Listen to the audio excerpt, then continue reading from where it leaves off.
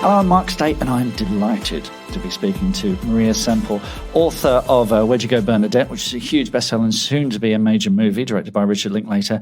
And her new book, Today Will Be Different. And I'm speaking to you today on the day that The Hollywood Reporter announced that you are a power author. Yes. And now that's along with the likes of J.K. Rowling and George R.R. Martin. I don't know who these people are. I know who you are. I mean, what does that mean to you, being a power author?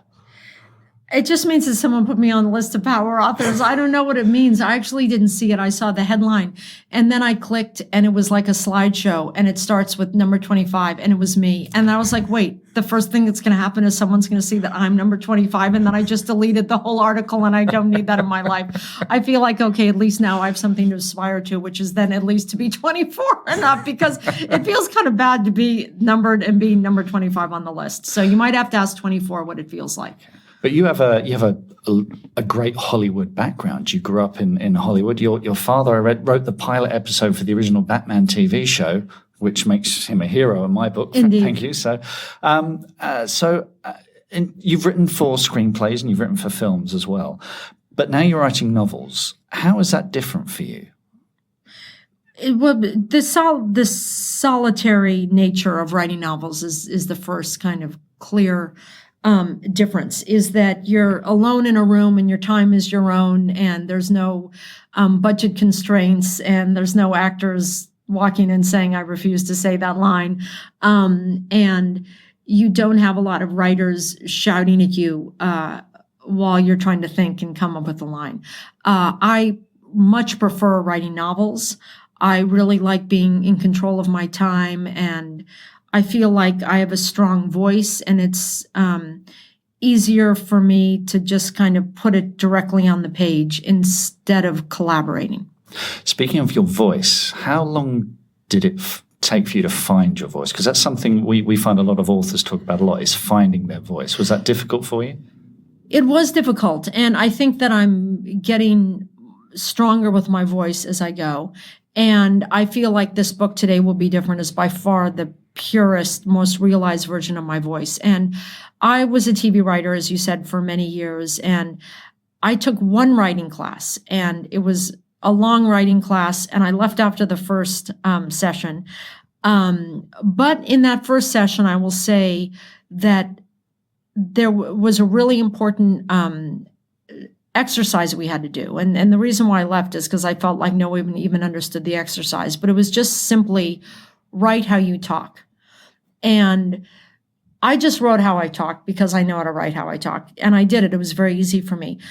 It blew my mind how many people were unable to write the way they spoke. That you would just be having a conversation with them by the coffee maker, and then they'd stand up and say, write how you talk. And it was so stilted and nothing like the way they talked. And so I knew that the class wasn't for me, because the teacher said, okay, we might be spending the next 5 sessions on learning how to write how you talk. And I thought, okay, I don't need to do this. But I do, I don't really understand why that's hard for people to access, just because I don't have a hard time accessing it. That said, I think it's really important to start off by being able to write how you talk, even if it means recording yourself and then transcribing it, and getting a sense of what your natural rhythms are and your word choice and the cadence. I think that once you can do that, that's the beginning of finding your voice. I think that isn't necessarily your voice, writing how you're talking. I'm not saying that that's exactly your voice, but I'm saying that kind of loosens you up and taps you into something that's very personal and kind of you. And from that point, I think that you can then start to build. But I think that for people who are having a difficult time, and I really do recognize that it is very difficult, I would just start every day by trying to write a page how you talk. That's fantastic advice. Thank you. One of the things about your books is particularly the dialogue, zings off the page.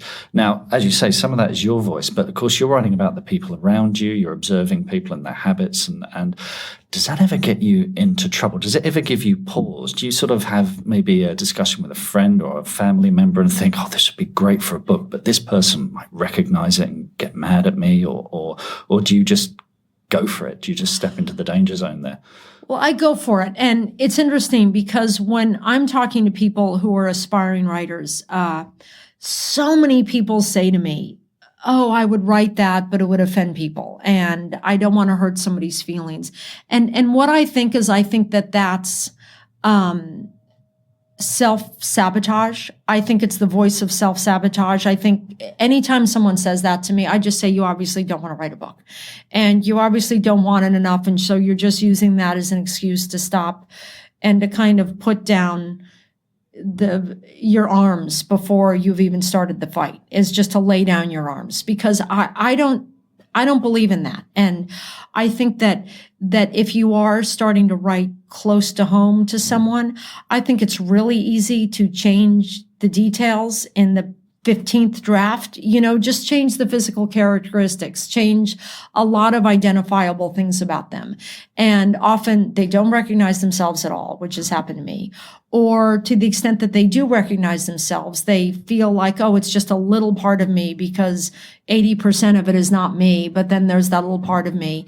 And I also think it's really important not to write from a place of revenge. I think that if you do want to kind of write for some emotional reason to get back at someone, then that's bad. I think that you are an artist first and foremost.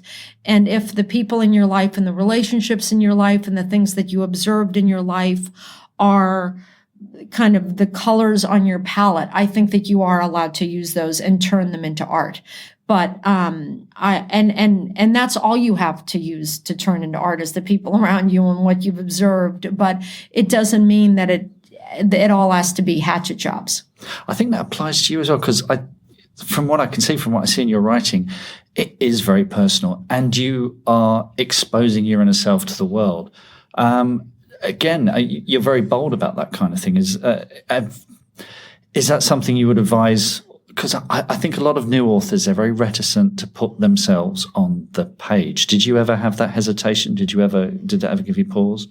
It did give me pause. Right now, I'm on my, I've written 3 books, and right now I have no pause about it, because I've kind of seen what happens when you put yourself out there. And I've got to say, in my experience, the more I put myself out there, the greater I get rewarded.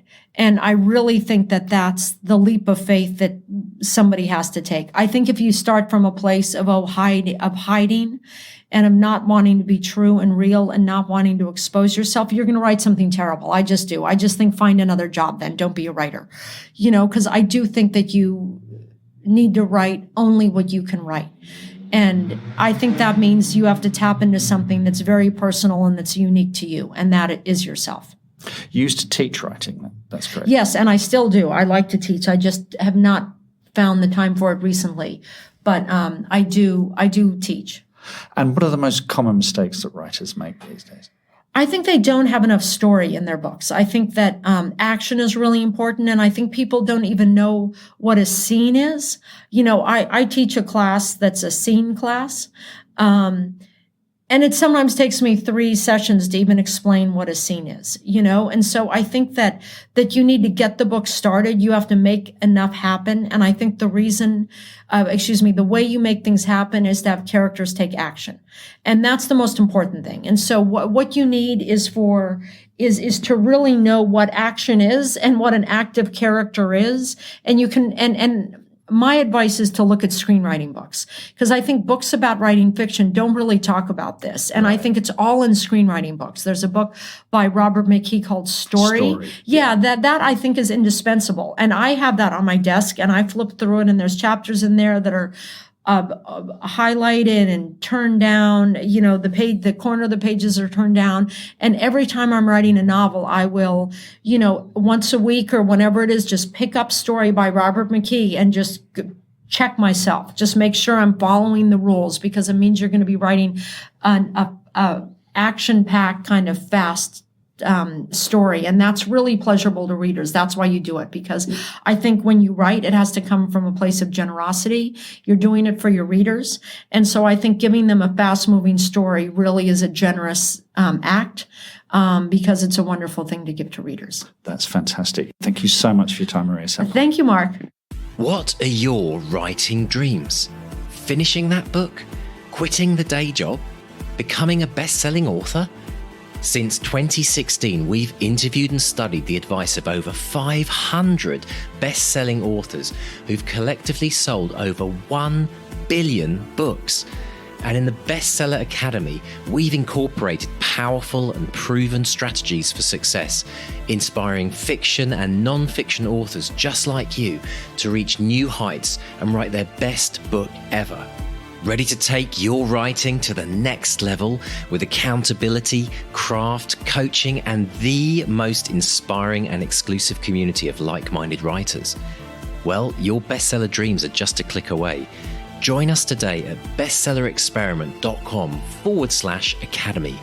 That's bestsellerexperiment.com/academy.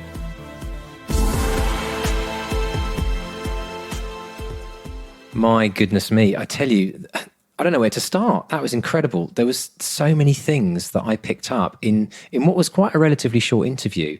So much good stuff. Nuggets, things for the Vault of Gold book. Oh my goodness. I was clinging to her ankles as a publicist dragged her from the room saying, Maria, no, just 2 more minutes. Oh, that was brilliant. And that's incredible that on that day, she had actually just entered this kind of top 25 chart. So that was, and I think that when I looked at that article on Hollywood Reporter, I think it was, the way they did it is it was a combination of book sales and, movies that had been made from books. So they that's why there was a lot of authors in that list who've been successful outside of just the book world. But I think that is the bigger picture, that we have to embrace that when you're looking at bestsellers, because a best-selling book has potentially a good chance of being moved into and made into other mediums. So it was really interesting to hear what she said. But what's jumped out for me initially, she talked about was, again, there's this idea of the strong voice. But the thing that she said, which was this big kind of aha moment for me, was write how you talk. Yeah. Is that something that you've heard of before, Mark? Oh, definitely. And it's an exercise I did when I was writing theatre with a friend of mine called Dominic. We used to do these exercises where we'd agree to meet. He'd come around my house, knock on the door. We'd have a conversation. And then we'd say, stop. And we sat down, wrote down the conversation we had from the moment he came through the door to when we sat down. And we had all this dialogue on the page, most of which was nonsense. But there were little bits in it, overlaps and repetitions and stuff like that were very, very interesting. Now, that's not to say the dialogue in your novel should be as verbose as the kind of conversation that you have with a friend, because there's so many non sequiturs and so many little sidetracks and stammers and everything. But you do find rhythms in there that are very, very interesting. And also you start finding your own voice. You start listening to the patterns of your own speech and the way that you talk. I mean, I've kind of always struggled with it because I grew up in London, very working class family. And then when I was 8, I moved out to Surrey, which for those of you, not Surrey in Canada, Surrey just south of London, which if you don't live in England is quite a posh part of the country. So, the people in Surrey thought I was common as muck. So much so the first school play when I was 8 years old, they cast me as the Cockney Pearly King. Well, what was that? What was the show? It was what was the big joke about Mary Poppins? Exactly. Well, Dick Van Dyke, yeah. Dick Van Dyke, yeah. Oh, blimey, mate. And then when I go and see my family in London, my nan, who's, Londoner through and through, she'd say, he don't talk like us, do he? So I've always been in that weird kind of place where, am I this person or am I that person? What is your voice? Yeah. Are you a Cockney geezer? Exactly. Or am I, my wife notices that family? when I talk to my family on the phone, I do revert to London geezer a bit, So I want to hear this voice. So you've just been putting on this voice the whole time? Because I don't hear the Cockney at all. It's just like so when we're talking about voice, I'm waiting for this. I've got to tell you a funny story. When I was doing athletics as a kid, there was a guy that had this really like posh English accent, and we used to travel around the country, and I got to know him really well. And then one day his dad came with us on a trip, and his dad was the thickest Scottish accent. Imagine Billy Connolly times 10. Yeah. And we were sitting on this bus going to a athletics meet, and he turned to me and said, "Yeah, so what are you competing in today, Mark?" And I said, "Oh." And then he turned to his dad and said, "Oi," and honestly, it was like I couldn't understand what he was saying. So, "Yeah, I've got to do the hurdles today, Dad." And I'd like to apologise to our listeners in Scotland. that terrible accent. But do you know what I mean? I think it's totally so incredible. So tell me, are you like proper Cockney geezer, like crooked and you can't walk? And not anymore, but I've got that is my background, and so if you use that voice in your book, then Robot Overlords, does that come out? I think the point is that we can adopt different personas. You don't just have to write about being a Londoner or being from Surrey or being from one place or the other. I think that the voice isn't so much an accent. It's who you are, and it's putting yourself on there. And that's what she talked about was, she said, the more I put myself out there, the greater I get rewarded. The more she puts herself on the page with, a brutal honesty, the better the writing is. If you're coming from a place of truth, and if you can figure out who you are, then you'll be a better writer for it, if you can figure out a way to do that. And that's a struggle I've always had. I think a lot of people will relate to that. They might have different influences in their lives, members of their family pulling them one direction or another. And who am I? What's my role in the world? What have I got to say about the world? What have I got to offer the world of my writing? If you can figure out what that is, then you've got a voice. And it's taken me years to figure that out. Oh, and I'm still, that's depressing. Yeah, mate. You know what's funny though is, I loved what Maria said, and it sounds like she has very much a natural ability to write as she speaks, and I think that's a real blessing. And I think maybe for many other people, it's a process of discovery and learning. But what I do think is, maybe there is something there about best-selling books. Definitely have that voice, and maybe that's one of those threads that we're going to pick up on. You often hear about how distinctive certain authors are in their writing, and that could be converted to it's their voice is distinctive. So maybe that's one of the things we're going to have to look for when we interview other authors. Just how much are bestsellers specifically successful, and it's because of the fact that they've managed to get this voice down. Well, you'll know what it's like when you read a book that chimes with you, okay? When you read a book that you go, it's like this book has been waiting for me to read it, And I first had that feeling with Hitchhiker's Guide to the Galaxy. I read that and I thought, I get this. I totally get this. I totally understand this. I also understand that 98% of the population won't get it at all.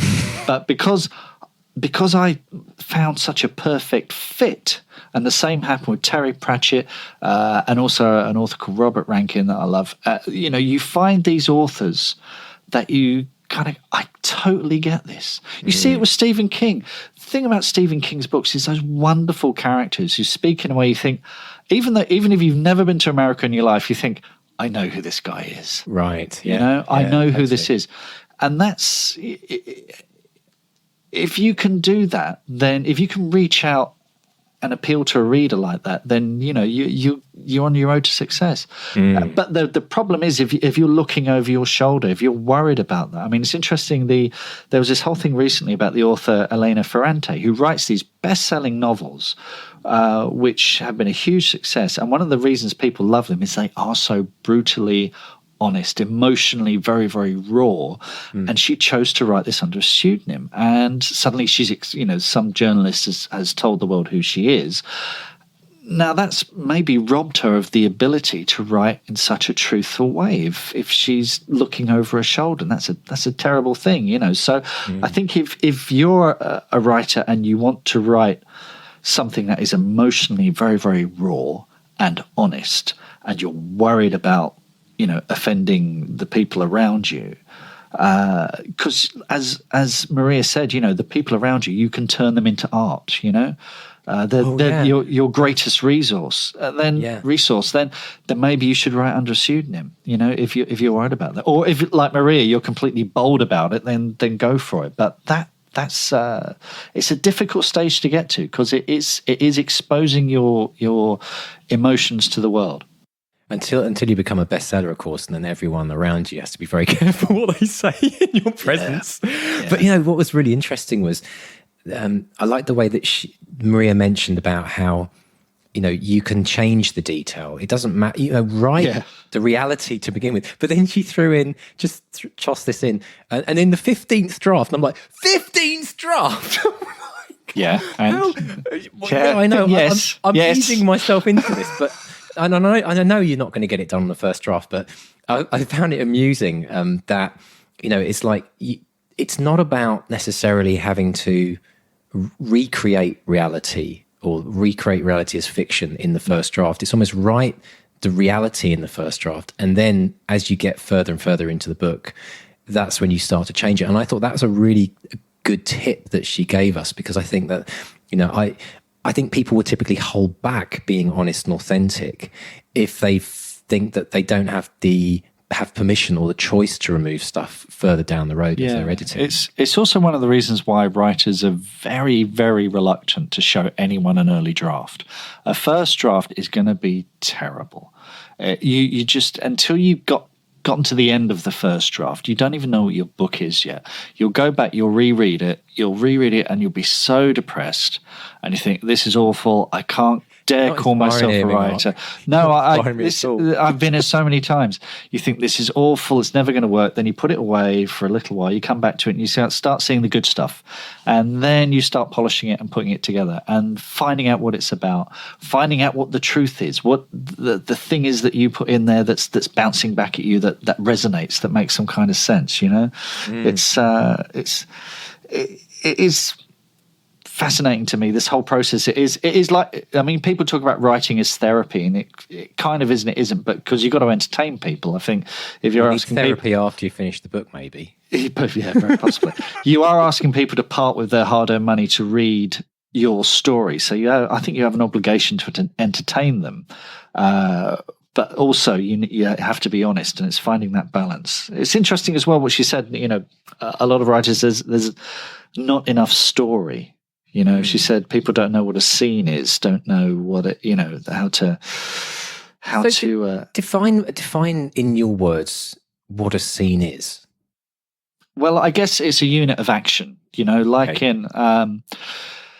for me, writing is like macros within macros, you know, so you've got a beginning, middle, and end. Okay. So people talk about the 3-act structure. That's essentially what that is.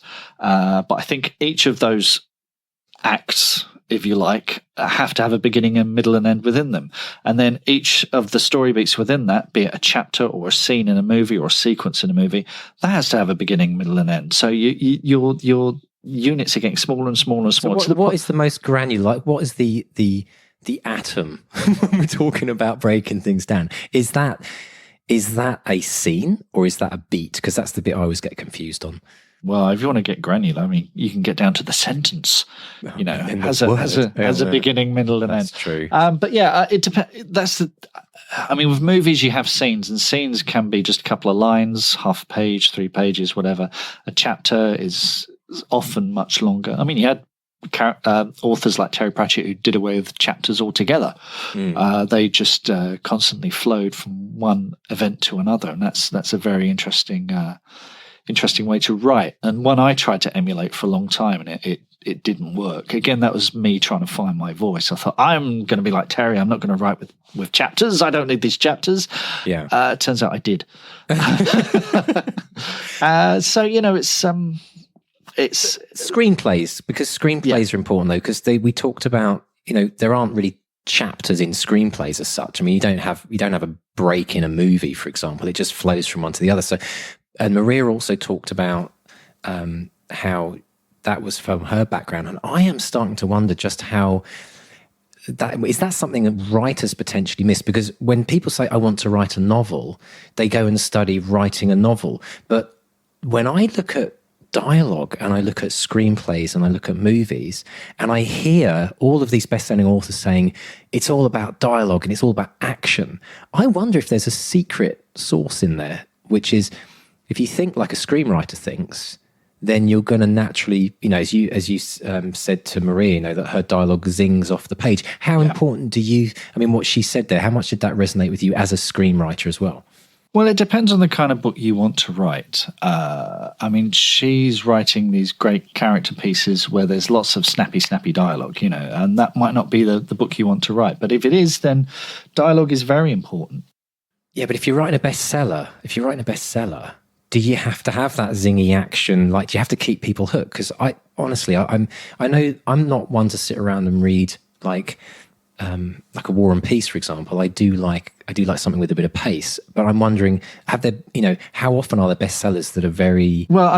She talked about Story there, the Robert McKee book, which is the Bible for a lot of writers when it comes to structure, because he gives you the screenplay structure and you can apply that to pretty much any storytelling form.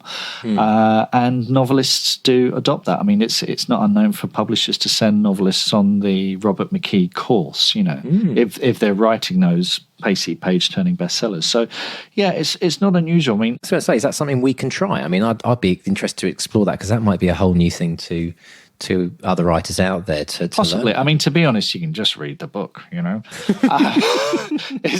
haven't got time to read a book. I'm too busy on to write one. No. I've read the book. I found it when I was a young screenwriter. I found it very, very interesting and fascinating. I've sort of moved on from it in a way, because I think there's more to it than he suggests, to be honest. Right, but it's a very good foundational thing. As a primer, yeah, definitely, yeah. The other thing that I was going to throw in there as well is the other thing I'm starting to pick up with a lot of these interviews we're doing is that it seems like every successful author has their go-to book. Yeah. And I love this idea that by the end of the year, we're going to have this incredible list. For Shannon, it was the writer's journey. Yeah. For Maria, it was Story. And it's definitely something I think we want to pull out of each author to find out what is that one that's thumbed with the pages falling out and the spine broken, and maybe they've had to reorder. Because I do think that every great author has their Bible, and to have a kind of ultimate list of that would be an incredible resource, I think. Yeah, there's a danger you'll spend too long reading these books and not writing your own. I think you can learn by doing as much as you can by reading. I think the Shannon always says she dips into it when she gets stuck, and I think that's what it's about. It's about having read it, but then to get the grounding. But then when you get stuck, it's your go-to book to get you out of a sticky, or just, I find that I read as you probably guessed, I read a lot of personal development, self-help type material. Yeah. And I find it's particularly useful when you need a kind of a shot in the arm, where you need some inspiration. And so I think it's that kind of element which those books bring to writers, because every author, whether they've sold millions or none, we all will hit those moments, I think, where we need to get a bit of a pick-me-up. Yeah, very much so. My one, Sam Eads mentioned this book as well in episode 2, is Into the Woods by John York. Right. I just love it. It's because a lot of these books will tell you when certain things need to happen. The hero crosses the threshold and blah, blah, blah, blah, blah. He talks about why, and I find that very important. It's more about the psychology of storytelling. There's a great 45-minute presentation that he does to Google in the UK. I think it's in the UK, but it's on YouTube, and I saw it the other day, and I was blown away by it. So I think we'll put a link to that in the show notes. Yeah, we'll put it on this episode. Yeah, put it on the Facebook and Twitter as well. So if you get along to bestsellerexperiment.com, and also just to remind you as well, we are compiling the most incredible tips and advice from all these million sellers, and everyone who signs up to the Bestseller Experiment at the website will get a copy of that PDF or a .pub, I believe now, an EPUB. So you can read it on your Kindle or however you want to. So do make sure you make use of that, because it's our gift to you. And on that note of getting a shot in the arm, I think it's time, Mark, for a quick 1-minute motivation. Are you ready? Go for it, man. Excellent. Well, I wanted this week to talk about something that Maria brought up, and she talked about the voice, the self-sabotage. Because when we talk about voice and creating and finding our voice, there's a double journey going on here. It's not just about us finding our writer's voice. It's about finding our voice, which actually is the voice we want to have when we want to write and think like a bestseller. And having that self-sabotage voice is something that we all naturally have. It's something which I don't know if we're born with it, but it's something that we live with for our whole life. And part of our journey in life, whether we're looking at writing or anything that we want to accomplish, is we have to learn how to keep that voice as small and as quiet as possible. Because that voice actually keeps us in our comfort zones, and it also keeps us small. And that voice is the voice which is harder on ourselves then we're harder on anyone else. It's our internal critical voice. And we say things to ourselves that we'd never say to anyone else. We beat ourselves up. And it is ultimately, and this is the big, big thing, it is the killer of dreams. And as a coach, I see it constantly. The self-sabotage jumps up. So how do you stop that voice from taking over and telling yourself that you can't become a best-selling author, that you can't finish that book, you can't become anything in life? And one of the ways you can do it, which is kind of interesting, is as a writer, you're brilliant at creating characters and you're brilliant at creating the voice of that character. But as you learn that skill, we need to use that technique on the voice, the self-sabotage. We have to make it a character. And when we do that, we can separate itself from who we really are. We give it its own role and we talk to it, give it a name. Give it a name of someone in our writing group had this great tip. Call it George or something and tell it that, George, it's time to be quiet because I'm trying to write my book here. I'm trying to write my bestseller. So give it a name and separate it from yourself, and that will help to quieten it. And remember, it's a lifelong journey. You can't shut it down unless you've had some spiritual enlightenment like Eckhart Tolle where the ego has disappeared from you. It's always going to be there. So quieten it down. And I think at some point during the journey, Mark, we'll probably have to remind ourselves of that as we hit some brick walls, no doubt. Mark, can you hear my voice, my tiny voice? This is the voice of self-sabotage telling you this is going to be a complete car crash. But, don't say I didn't tell you so. Absolutely. But it's an interesting one that she brought that up, because I do think that best-selling authors that have broken through, they've probably gone through some journey where they've managed to get that voice quieter, because I honestly don't think you can write a bestseller if you're constantly there just telling yourself you can never do it. Yeah, of course. You've got, any piece of art, putting yourself out there, it's that thing of you've got to have a huge ego to do it in the first place, and then a whole ton of humility to take on board any criticism you might get. It's an odd balance. It is. It is absolutely huge. And criticism, that can be a whole other lesson and session, because that's another reason why people don't actually want to put anything out there, because they fear that they're going to get criticism. But I'll leave that for another motivational minute. I don't want to. Yeah, we'll leave that for the last episode. Yeah, exactly. All the 1-star reviews on Amazon. Yeah, exactly. Which are going to come. We know they will. But you know what? It's better to have a 1-star review on Amazon than no reviews at all. No, it's not. Right? No, okay. It really isn't. Fair enough. Okay.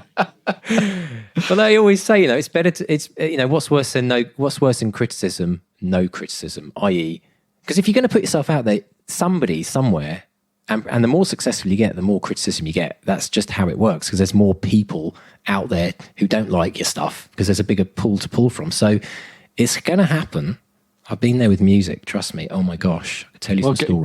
Gallants do a wonderful thing. Again, these are on YouTube. They're 1-star reviews. They get their authors to. It's like the mean tweets thing, Oh, Jimmy, brilliant! Come on, and they get the authors to read out the. Oh. Yeah, it's hilarious. It's absolutely hilarious. Oh, that is what really a brilliant idea. Yeah. Oh well, maybe we'll do that. Yeah, we'll pop that on the Facebook page as well. We could dedicate a whole show just to our 1-star reviews. So anyway, that brings us to the end of this Hang on. Have we had a question of the week? Oh, we haven't, have we? No, we have. We do have one, absolutely. So the question of the week this week comes from Catherine Taylor, who comes from us from Nepal. Yes, we have listeners in Nepal. I know. She's halfway up a mountain working for VSO, helping with the earthquake. Cool. And she's writing a book. She says there's very little internet. She has to go down a hill to a little cafe where she can get internet and she listens to our show. Are you making this up? I am not making this up. Honestly, she sent me this email and VSO, and she's there helping to coordinate apparently the earthquake that happened a few years ago. The relief. Oh, okay, yeah. I'll stop. She was involved. She was in that earthquake, and she was flown out, evacuated. Wow. And now she's gone back because she desperately wants to help. So anyway, sorry, we're telling her life story. You've just made me feel awful. Go on, carry on. No, and this is it. This is totally for real. And so there are some incredible people out there in the world. But anyway, she asked the question because she hasn't got much electricity, so she writes a lot in the evenings. And so she's got this incredible setup, she says. She can focus on her book loads, no distractions with like internet and things like that. But her question, she's in her book right now, she's really stuck on really nailing the hook. So her question is, how do you know when you've got a hook in your book? That's a very good question. I started out I started out in book selling. I then became a sales rep for Headline Publishing. And what you could do is you travel around the country and you'd go from bookshop to bookshop and you'd have to pitch that month's titles to the bookseller. And the thing you'd do is you would find the hook. You know, it's that log line. It's that little bit in the TV guide that tells you why you should be watching this, you know? So it's shark terrorizes a beach community. Okay. A teenage girl has telekinetic powers. It's that the reason you're reading it. And we were talking about macros before as well. So that's the big one. But I think on every page, on every chapter, you need a hook. You know, we talked before about having the guy come through the door with a gun. That's the Dan Brown hook, or the Raymond Chandler hook, where it's constantly getting you to read more and read more. So there's a major hook for the book, which is almost like the line you read on the back page, and a million mini hooks, and then as many hooks as you can. So, but the hook itself, by the nature of the word, it has to hook people in, doesn't it? Like in music, it has to be something which. I always think of that the crook on the Muppet Show when Fozzie or Gonzo had to be pulled off, but it's the thing that draws you in, and making it interesting. And it comes back to what Maria said about there's not enough story. People don't know what a scene is. They write from a place of generosity. She said, have a fast-paced story. So don't indulge too much. Don't get too boring. Make it exciting. Make it thrilling. Make it truthful. And just keep people on the hook, And it is, again, it's tricky because you feel obliged to explain things to people, but explaining isn't necessarily storytelling. Have action. Your characters have to have agency. That is, they have to be doing things rather than being told things. It just keeps you interested. One of the best examples of that, because people complain about too much exposition in books and films, whatever. If you watch a film like Raiders of the Lost Ark, right? There's a huge exposition scene in that where the two guys from the government come to Indy and they say, we've heard about this thing called the Lost Ark. And normally at that point in a movie, someone sits down with a hero and says, there's a thing called the Lost Ark and we need you to go on a mission and I'm Dr. Exposition. I'm explaining everything to you. What they do in Raiders of the Lost Ark, Indy says, I know exactly what this is. Let me tell you. So that's exposition, but it's being delivered by our hero. And we're going, great, this guy really knows his stuff, And because of that, you're leaning forward. You're hooked. You are totally engrossed with this. So I think, the hook is keeping people's interest, which is really, really hard. There's no simple answer there, but that's what it is. And for me, when I was selling stuff in, I would always look for that one little thing that was unique to the book as well. The thing that was the spark that that set the author off on this journey in the first place. So it's tough, but maybe think about that. Maybe think about what got you writing this in the first place. One of the things I do with John Wright when we start writing something is we do a statement of intention. We're working on a script now. We were in a pub round the back of Selfridges. We were having a conversation and we thought, that's a really good idea for a story. And we wrote it down and we've particularly with scripts, because other people interfere, producers or whatever, is what Maria was talking about earlier, actors or whatever might have their own take on it and start to steer you off course. But if you've got that original intention there, that thing that hooked you into the story, that got you interested and involved in the idea, if you can keep going back to that as a kind of a reference, then you'll stay true to that original hook. So it's the thing that can sometimes spark the initial idea, but it's also, it sounds like, Catherine, you need to be able to, if you can't describe your book to someone in less than a couple of sentences, then the hook possibly still isn't there. So if you can just trip off the tongue, then that's the book's hook. But I also want to thank Catherine for opening that massive can of worms, because it really is. It's such a simple question, and there's no simple answer to it. But I think you have to remember, someone eventually is going to have to sell your book. And that person, if you're self-publishing, that's going to be you. You're the one who's going to have to write the description for the website or for the blurb on the back of the book or whatever it is. So maybe think about that first of all. Don't allow it to be totally dictate what you write, but at least it will get you off and running and going in the right direction. I think we could do a whole show on this, because there's so much there, and I haven't even started on musical hooks and how that links in, and that's a whole other comparison we could draw in. But I also wanted to mention about an incredible tool that I've been using. It's by the same company that makes Scrivener, that's literature and latte, and the tool is called Scapple, Scapple, and it's a fantastic brainstorming tool. It's something that you can use for mind mapping.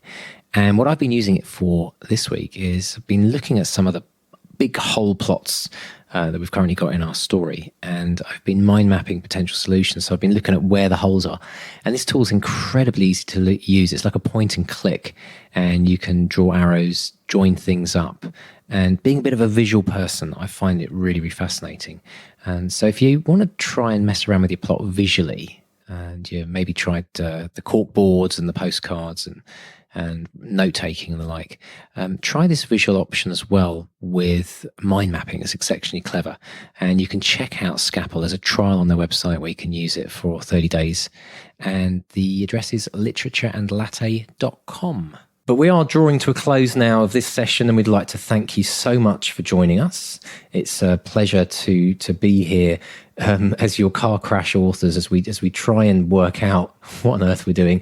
We are progressing our book quite a lot, actually, Mark. We haven't put anything down on paper yet in terms of actually started writing, but we are in the plotting phase of our book, and I'm learning about how yeah, exactly. And I'm learning, interestingly enough, how in depth that stage is. That's something I wasn't. So we'll talk a bit more about that in the next couple of episodes, because I think it'd be interesting to kind of give people a bit of an insight into that process. But until then, we'd like to thank you so much for spreading the word on iTunes. If you haven't subscribed yet to our podcast, please do. And please, as we say always, rate and review if you can. That really helps get the word out there. And do join us on Facebook. It's Facebook.com/Bestseller Experiment. On Twitter, it's Twitter XP is our handle. And Mark, the website? It's at Bestseller XP, dear boy, at Bestseller XP. And you can get in touch with us. Exactly. How many times? What did I say? You said Twitter XP. I don't know what that is, mate. Yeah. I have no idea. Some guy on Twitter on XP is going to suddenly get all these random writers asking about books. Just yeah, exactly. Just if I say anything on this podcast, just ignore it. All right. I'm the one who's got a cold and is up late and is dosed on Lemsip. I should be making those sort of mistakes. Right, and contact us at our website, which is bestsellerexperiment.com. Sign up to the bestseller list, which is our mailing list, where you get the wonderful free ebook with all the tips from our wonderful authors, the Vault of Gold. And you can follow us on Twitter too. I'm at Mark Stay, and my colleague is at 4000 Saturdays, 4000 Saturdays. Wonderful stuff. So it's a very good week in your writing. Have a fantastic week in whatever it is you choose to do. Make it productive. Find your voice, people. It is time to find your voice. It's a really, and it's a good bye from Mark. One. God bless you, governor. I knew it. See you next week. See you guys. Bye.